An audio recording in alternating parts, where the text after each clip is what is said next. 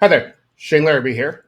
And today I want to talk about the perennial issue of underutilized websites and what that does to a developer over the years. So I've been building websites for 20 plus years, and the same patterns emerge over and over again. And that is the excitement of the project, the designer who designed something beautiful, often way over designed. And I'll get to that point later.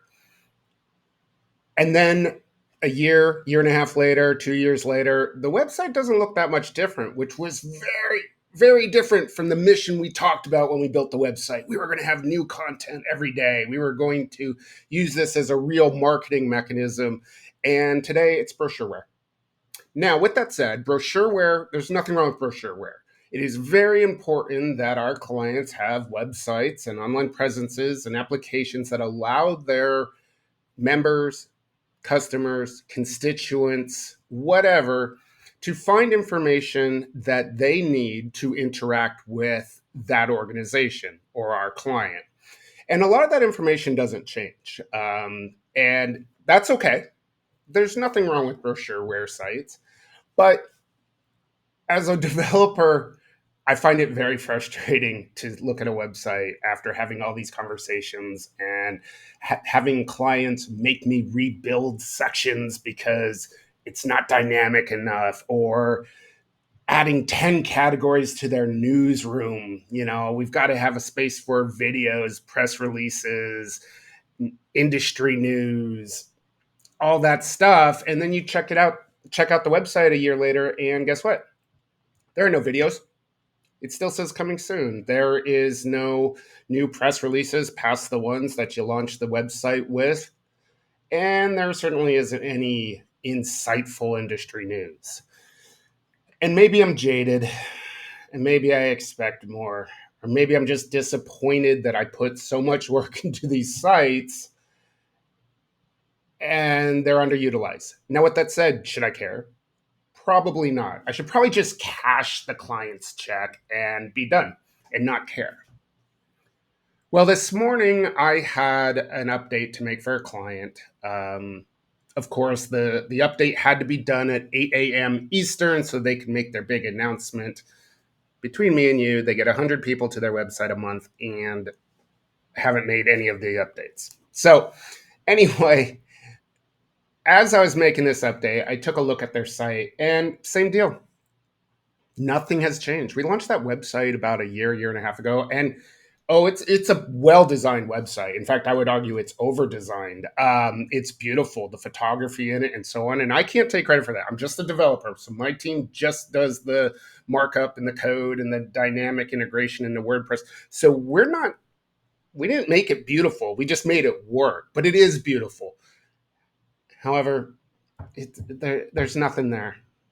Nothing more than what we launched with. None of the grand plans of filling it with industry insights. Nothing new. The photography is the same as it was when we launched.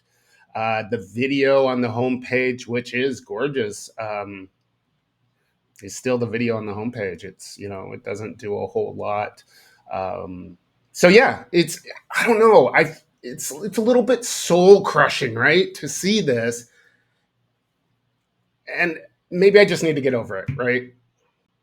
So during the build process, I do consider it my job as a web developer to be a good consultant. I need to tell my clients, educate them on what good UX is, what good UI is, and hopefully they'll follow it, right?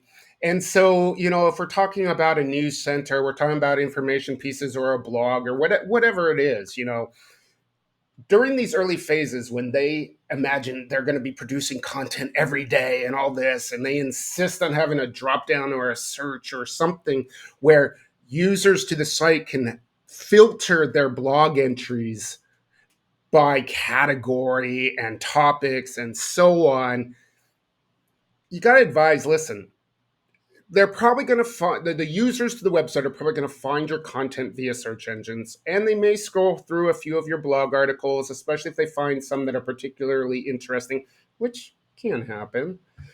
But having 10 categories, people aren't using it like they are a magazine or so on. They're not looking for the sports section versus the technology section versus the local news section. Wow.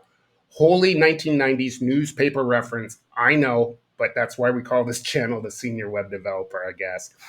But anyway, when we're building it, I try and say, listen, let's just start with one or two or three categories. But I'm often overruled. The client's like, no, no, no, no, we got to have them all and this and that. And you're like, well, but the problem is that each category only has one post. Some of them have no posts. And they're like, don't worry, we're gonna fill it up. And here I am a year later, year and a half later, checking out a website. And guess what? There's no posts. They didn't do anything with it. Everything's the same. And so this is the content problem. We plan for massive content. And unless your business is content creation, I would put my money on the fact that you are not going to create content. So if you're selling widgets and your day-to-day job is to sell those widgets and to sell as many widgets as you can, your business isn't spending much time writing industry insights on widgets. The only time that that's going to happen is if you get an SEO team involved or a content creation team or a strategy team, such as a public relations or marketing team involved, and then they might create that content. But again, that content is designed to drive traffic, which in turn should be driving sales or memberships or education if it's an advocacy group, whatever, right? And so without those things, odds are this beautiful site we're building is just a brochure. And maybe I just need to get over that. We launched a website for a client not that long ago, and it was funny because I had advised that because they didn't have that many events, they just don't. They have like, I don't know, say less than 10 events in a year. It was my advice that we just list the events in chronological order and then program the page so that once an event passed, it fell off the page and so on. I thought it looked nice. It's super simple. As a user, you come to this page, you see the upcoming events in chronological order. You can decide if you want to learn more about an event, maybe RSVP, sign up, whatever the call to action is. Well, I won't bore you with the story of why, but we ended up launching the site that way instead of with what the client wanted, which was the classic grid calendar, right? So now think about that UX. Think about that user experience. They could have seen it in my nice list, or they could have seen it in that calendar. This particular client was adamant that we add this calendar. They had to have this calendar. So we built the calendar and they seem happy. They haven't bugged us about that since. So I have a happy client and they paid their bill. So should I care? I guess that's what the rant's about, right? How much should I actually care that my clients are using the tools that they insist I build, despite the fact they were against my best advice as an experienced web developer?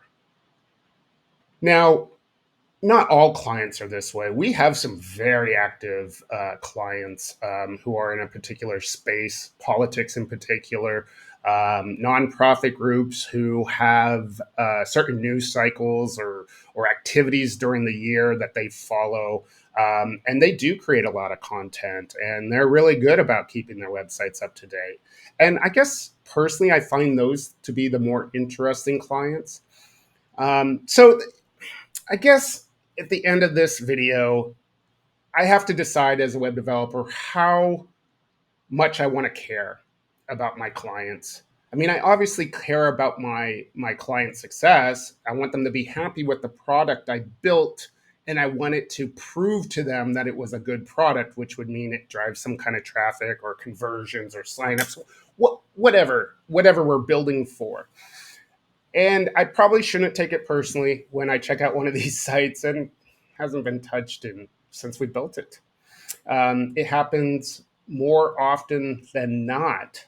So I guess the lesson here, if there was a lesson for myself, not you, is I need to cash their checks and emotionally separate myself from the project And as cold hearted as that is, at the end of the day, as a web developer, we are here to build what the client wants.